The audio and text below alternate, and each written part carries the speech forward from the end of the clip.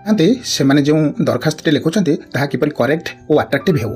ଏହି ପରିପ୍ରେକ୍ଷୀରେ ଏମିତି ଗୋଟିଏ ଦରଖାସ୍ତ ଏହି ଭିଡ଼ିଓରେ ଦେଖିବେ ଯେଉଁଥିରେ କି ସ୍କୁଲରେ ପଢ଼ୁଥିବା ପିଲାମାନେ, କଲେଜରେ ପଢ଼ୁଥିବା ପିଲାମାନେ ଓ ଅଫିସରେ ଜବ୍ କରୁଥିବା କର୍ମଚାରୀମାନେ ସମସ୍ତେ ନିଜ ନିଜର ଭଲ ଦରଖାସ୍ତ ଲିଖନ ପ୍ରଣାଳୀ ଉପରେ ଧାରଣା ପାଇଯିବେ।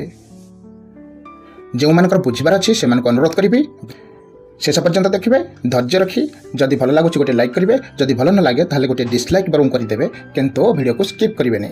ତ ଚାଲନ୍ତୁ ଆରମ୍ଭ କରିବା।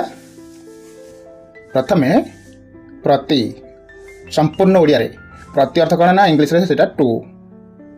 ବୁଝିଲ ପିଲାମାନେ? କାହାକୁ? ଯଦି ବିଦ୍ୟାଳୟରେ ପଢ଼ୁଥିବେ, ସପୋଜ ABC ବିଦ୍ୟାଳୟରେ ଜଣେ ପଢ଼ୁଛି, ସ୍କୁଲ ଷ୍ଟୁଡେଣ୍ଟ, ସେ କାହାକୁ ଲେଖିବ ଦରଖାସ୍ତଟି ନା ମୁଖ୍ୟ ଶିକ୍ଷକ ବା ପ୍ରଧାନ ଶିକ୍ଷକଙ୍କ ପାଖକୁ। ସପୋଜ DEF କଲେଜରେ ଯେଉଁ ପିଲାଟି ପଢ଼ୁଛି ସେ କାହାକୁ ଦରଖାସ୍ତଟି ଲେଖିବ ନା ଅଧ୍ୟକ୍ଷଙ୍କ ପାଖକୁ ବା ପ୍ରିନ୍ସିପାଲଙ୍କ ପାଖକୁ, ଅଧ୍ୟକ୍ଷର ଇଂଲିଶ ପ୍ରିନ୍ସିପାଲ। ନାଇଁ, ଯେଉଁ ଅଫିସର କର୍ମଚାରୀ, GHI ଅଫିସର କର୍ମଚାରୀ, ମୁଁ ଏକ୍ଜାମ୍ପଲ ହିସାବରେ ନେଇଛି ABC DEF GHI, ABC ବିଦ୍ୟାଳୟ, DEF କଲେଜ, GHI ଅଫିସ। ପିଲାମାନେ ବୁଝିଲ ନା? କ୍ଲିୟର? ଆଚ୍ଛା, ଅଫିସରେ ଯେଉଁ କର୍ମଚାରୀ ସେ GHI ଅଫିସର କର୍ମଚାରୀ ସେ କାହାକୁ ଲେଖିବ ନା ପ୍ରବନ୍ଧକ ମହୋଦୟ ବା ମ୍ୟାନେଜର। ପ୍ରବନ୍ଧକଙ୍କର ଓଡ଼ିଆ ହେଉଛି କ'ଣ ନା ମ୍ୟାନେଜର ବା HR। ଓକେ। ସ୍ଥାନ ଦେଇଛି ABC ବିଦ୍ୟାଳୟଟି କେଉଁଠାରେ ଅବସ୍ଥିତ, ତା ତଳେ ତା ପ୍ଲେସ୍ ଲେଖିବ ଭଦ୍ରକ। ମୁଁ ଏକ୍ଜାମ୍ପଲ ହିସାବରେ ନେଇଛି ଭଦ୍ରକରେ। ସେମିତି DEF କଲେଜଟି କେଉଁଠି ଅବସ୍ଥିତ ନା ବଲାଙ୍ଗୀରରେ, ପ୍ଲେସ୍ ତା ତଳେ ବଲାଙ୍ଗୀର ଲେଖିବ। ସେମିତି GHI ଅଫିସ କେଉଁଠାରେ ଅବସ୍ଥିତ ନା କୋରାପୁଟଠାରେ, ପ୍ଲେସ୍ ଜାଗାରେ ଏହି ତିନୋଟି ସ୍ଥାନ ଲେଖିବ। ସ୍କୁଲଟି ଭଦ୍ରକଠାରେ ଅବସ୍ଥିତ, କଲେଜଟି ବଲାଙ୍ଗୀରଠାରେ ଅବସ୍ଥିତ ଏବଂ GHI ଅଫିସଟି କୋରାପୁଟଠାରେ ଅବସ୍ଥିତ ବୋଲି ଲେଖିବ। ଏକ୍ଜାମ୍ପଲ ହିସାବରେ କହୁଛି, ତୁମେ ତୁମର ନିଜର ଲେଖିବ। ତାପରେ ବିଷୟ, ପିଲାମାନେ ବିଷୟ କ'ଣ ନା ଛୁଟି ପାଇଁ ଦରଖାସ୍ତ। ଏଇଟା ସମସ୍ତଙ୍କ ପାଇଁ କମନ୍ ରହିବ। ସ୍କୁଲରେ ପଢ଼ୁଥିବା ପିଲାମାନଙ୍କର ବିଷୟ ରହିବ ଛୁଟି ପାଇଁ ଦରଖାସ୍ତ, କଲେଜରେ ପଢ଼ୁଥିବା ପିଲାମାନଙ୍କର ବିଷୟ ରହିବ ଛୁଟି ପାଇଁ ଦରଖାସ୍ତ, ଆଉ ଅଫିସରେ କର୍ମଚାରୀର ମଧ୍ୟ ସେଇ ଏକା ରହିବ ଛୁଟି ପାଇଁ ଦରଖାସ୍ତ। ତାପରେ ମହାଶୟ ବି ସମସ୍ତଙ୍କ ପାଇଁ ଏକା। ବୁଝିଲା? ତାପରେ ଆଗକୁ ଯିବା।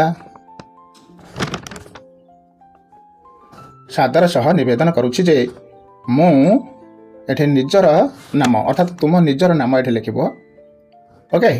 ଆପଣଙ୍କ ସଂସ୍ଥାର ଏକ ଛାତ୍ର, ଯଦି କଲେଜରେ ପଢ଼ୁଥିବେ ବି ସ୍କୁଲରେ ପଢ଼ୁଥିବେ ତାହେଲେ ଛାତ୍ର ଲେଖିବେ, କଲେଜ ସ୍କୁଲ ଷ୍ଟୁଡେଣ୍ଟ ଛାତ୍ର ଲେଖିବେ। ଆଉ ଯଦି କଲେଜରେ କିମ୍ବା ସ୍କୁଲରେ ପଢ଼ୁନଥିବା କର୍ମଚାରୀ ବା ଅଫିସ କର୍ମଚାରୀ ହେଇଥିବେ ତାହେଲେ ସେ କ'ଣ ଲେଖିବେ ନା ଏଠି ତାଙ୍କ ନାଁ ଲେଖିବେ, ଆପଣଙ୍କ ସଂସ୍ଥାର ଏକ କର୍ମଚାରୀ ଲେଖିବେ। ଓକେ। ତାପରେ ମୋର ଅସୁସ୍ଥତା ହେତୁରୁ କିମ୍ବା ପାରିବାରିକ କାର୍ଯ୍ୟ ହେତୁରୁ କିମ୍ବା ଜରୁରୀ କାମ ହେତୁରୁ ଯେକୌଣସି କାମ ସକାଶେ, ଯେକୌଣସି ଅସୁବିଧା ସକାଶେ ତୁମେ ଛୁଟି ନେଉଛ ସେଇଟା ଏଠି ମେନସନ୍ କରିବ। ବୁଝିଲା? କେତେ ତାପରେ ମୁଁ ନିମନ୍ତେ ବା ଏଇଥି ନିମନ୍ତେ ମୁଁ ଏତିକି ତାରିଖ ଠାରୁ ଏତିକି ତାରିଖ ପର୍ଯ୍ୟନ୍ତ ସଂସ୍ଥାରେ ଉପସ୍ଥିତ ହୋଇପାରିବି ନାହିଁ। ଆଗୁଆ ଛୁଟି ଦରଖାସ୍ତ ଦେଉଛ। ବୁଝିଲା? ସପୋଜ ତୁମେ 3 ଦିନ ପାଇଁ ଛୁଟି ଦରଖାସ୍ତ ଦେଉଛ। ଆଜି ହେଉଛି 21 ତାରିଖ। ଆଜି ଯଦି 21 ତାରିଖ ତାହେଲେ ଏଇଠି ତୁମେ ଷ୍ଟାର୍ଟିଂ ଡେଟ୍ଟା ଲେଖିବ ଆସନ୍ତାକାଲି 22 ତାରିଖ, ତାପରେ 23 ତାରିଖ, ଆଉ ଶେଷ ତାରିଖ ଏଠି ଲେଖିବ 24 ତାରିଖ। 21 ଆଜି, କାଲି ହେବ 22 ତାରିଖ, 23 ତାରିଖ ଏବଂ 24 ତାରିଖ। ଏହି 3 ଦିନ ପର୍ଯ୍ୟନ୍ତ ସଂସ୍ଥାରେ ଉପସ୍ଥିତ ରହିପାରିବି ନାହିଁ ବା ହୋଇପାରିବି ନାହିଁ। ଯଦି ସଂସ୍ଥା ଯଦି ଅଫିସ ନ ହୋଇଥିବ ତାହେଲେ, ଯଦି ବିଦ୍ୟାଳୟ ହୋଇଥିବ ବିଦ୍ୟାଳୟରେ ଉପସ୍ଥିତ ହୋଇପାରିବି ନାହିଁ, ଯଦି କଲେଜ ହୋଇଥିବ କଲେଜରେ ଉପସ୍ଥିତ ହୋଇପାରିବି ନାହିଁ ବା ମହାବିଦ୍ୟାଳୟରେ ଉପସ୍ଥିତ ହୋଇପାରିବି ନାହିଁ।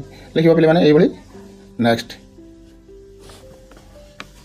ଏହି ପରିସ୍ଥିତିରେ ମୋତେ ଉକ୍ତ ସମୟ ପାଇଁ ଛୁଟି ମଞ୍ଜୁର କରିବାକୁ ଦୟାକରି ଅନୁଗ୍ରହ କରିବେ। ମୁଁ ପୁନର୍ବାର ଯୋଗଦାନ କରିବା ପରେ ମୋର ଅବଶିଷ୍ଟ କାମକୁ କରିଦେବି। ଯଦି ଅଫିସ କର୍ମଚାରୀ ହେଇଥିବେ ଅବଶିଷ୍ଟ କାମକୁ କରିଦେବି ଲେଖିବେ, ଆଉ ଯଦି କଲେଜ କିମ୍ବା ସ୍କୁଲର ଷ୍ଟୁଡେଣ୍ଟ ହେଇଥିବେ ତାହେଲେ ଅବଶିଷ୍ଟ ପାଠ୍ୟକାର୍ଯ୍ୟ ସମାପ୍ତ କରିଦେବି ଠିକ୍ ସମୟରେ, ଏଇଟା ଲେଖିବେ। ଓକେ। ନେକ୍ସଟ, ଧନ୍ୟବାଦ ସହିତ ସମସ୍ତଙ୍କ ପାଇଁ ଏଇଟା ସମାନ।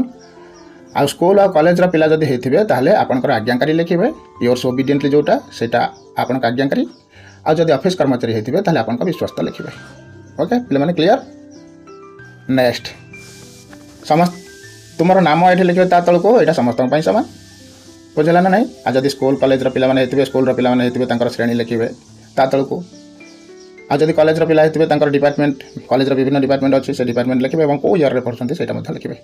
ଆଉ ଯଦି ସ୍କୁଲ ବା କଲେଜର ପିଲା ନ ହେଇଥିବେ ତାହେଲେ ସେ ଅଫିସ ପଦବୀ ବା ଅଫିସର କର୍ମଚାରୀ ହେଇଥିବେ ତାହେଲେ ତାଙ୍କ ପଦବୀ ଏଠି ଲେଖିବେ, ସେ କେଉଁ ପୋଷ୍ଟରେ ଅଛନ୍ତି। ଓକେ, ବୁଝିଲା ପିଲାମାନେ? ଆଉ ସ୍କୁଲ କଲେଜ ପିଲାମାନେ ହେଇଥିଲେ ତାଙ୍କର ରୋଲ୍ ନମ୍ବର ଲେଖିବେ। ଆଉ ଅଫିସ୍ କର୍ମଚାରୀ ହେଇଥିଲେ ତାଙ୍କର କର୍ମଚାରୀ ସଂଖ୍ୟା ବା ଆଇଡି, ଅଫିସ୍ କର୍ମଚାରୀ ସଂଖ୍ୟା ବା ତାଙ୍କର ପୋଷ୍ଟ ଆଇଡି ଲେଖିବେ ଏଠି। ଓକେ, ନେକ୍ସଟ ତା ତଳକୁ ତାରିଖ ଯେଉଁଟାକି ସମସ୍ତଙ୍କ ପାଇଁ ସମାନ। ଯେଉଁ ତାରିଖରେ ତୁମେ ଏଇ ଆପ୍ଲିକେସନଟା ଦେଉଛ, ସପୋଜ ଆଜି ତାରିଖରେ ତୁମେ ଆପ୍ଲିକେସନଟା ଦେଉଛ, ଆସନ୍ତାକାଲି ପରଦିନ ତା ପରଦିନ ଛୁଟି ନେବା ପାଇଁ ଆମେ 22, 23, 24 3 ଦିନ ଛୁଟି ନେବା ପାଇଁ ଉପରେ ଲେଖିଥିଲେ। ଆଜି 21 ତାରିଖରେ ଆମେ ଆପ୍ଲିକେସନଟି ଦେଉଛୁ, ଏଠି 21 ତାରିଖ ପକାଇବା, 21 ଏପ୍ରିଲ 2026। ଓକେ, ଏହିପରି ଭାବରେ ଆପ୍ଲିକେସନଟି ଯଦି ଲେଖିବ, ଦରଖାସ୍ତଟି ଓଡ଼ିଆ ଦରଖାସ୍ତଟି ଏହିପରି ଭାବରେ ଯଦି ଲେଖିବ, ତାହେଲେ ତୁମ ଦରଖାସ୍ତଟି ଇମ୍ପାକ୍ଟଫୁଲ୍ ହେବ, ଇନଫ୍ଲୁଏନ୍ସିଭ୍ ହେବ ଏବଂ ଆଟ୍ରାକ୍ଟିଭ୍ ହେବ ଏବଂ ତୁମ ସୁପରିୟର ଅଥରିଟି ତୁମ ଉପରେ ପ୍ଲିଜ୍ ହେବେ ଏବଂ ତୁମକୁ ସାଙ୍ଗେ ସାଙ୍ଗେ ଛୁଟି ମଞ୍ଜୁର କରିଦେବେ। ଓକେ ପିଲାମାନେ, ବୁଝିଲ? ଆସନ୍ତାକାଲି ଏର ଭିଡ଼ିଓ ପାଇଁ ଅପେକ୍ଷାରେ ରହିଥାନ୍ତୁ। ସେତେବେଳେ ପାଇଁ ବିଜୟ ନେଉଛି। ଜୟ ହିନ୍ଦ, ବନ୍ଦେ ମାତରମ୍।